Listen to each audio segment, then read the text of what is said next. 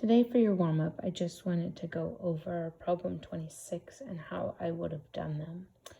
So on part A, you can see that all of part A has a factor of 32.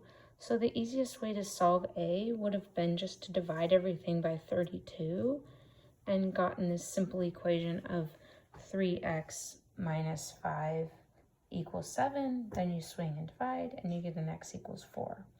On part B, again, you have all of these really big numbers. So it would have been most efficient to divide everything by 3,000 and therefore get a new quadratic equation, 3x squared minus 2x minus 5 equals 0. Therefore, that factors easily. Using the zero product rule, I get an x value of 5/3 and an x value of -1. On C, I have everything's being divided by 3. So the easiest thing is just to multiply all of that by 3. So I multiply this by 3 and I get 1. I multiply this by 3 and I get x. And I multiply this by 3 and I get 10. I swing the 1 and I get x is 9. I probably did this one a little more complicated than I could have. I probably should have just multiplied everything by 2, but I didn't think about that when I was doing it. I ended up moving the decimal by multiplying it by 10 first. Then I saw they were all multiples of 5, so I divided everything by 5. Well, 10 divided by 5 is 2, so you could have just gone straight to this equation by just multiplying everything by 2. That works because the decimal's a 0.5. And then it just factors. Again, you use the zero product rule to find the two zeros. So x is a half and x is negative 5 halves or -2.5. So that's how I would have used equivalent equations for problem 26.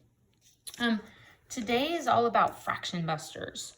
So I have these notes about fraction busters.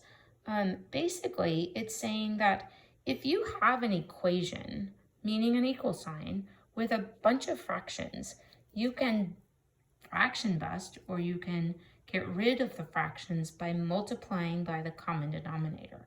And again, it's making equivalent equations just like we did yesterday. So looking at my first example, I see that my common denominator would be 6. So I would multiply every term by 6, and then the fractions would cancel.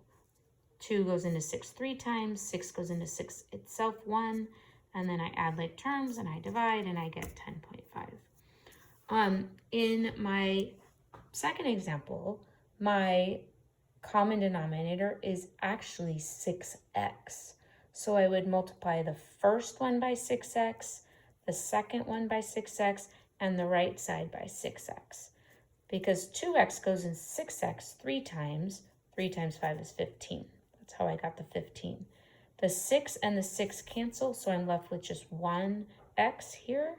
And then, of course, 6x times 8 is 48x. I swing the 1x, I divide, and I get an answer of 0.4, approximately. My third example, sorry, get the clips in the way. I have this, and so my common denominator would be x minus 2.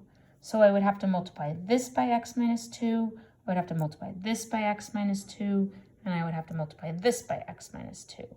And therefore, these two x minus 2's would cancel, leaving me with x plus 3.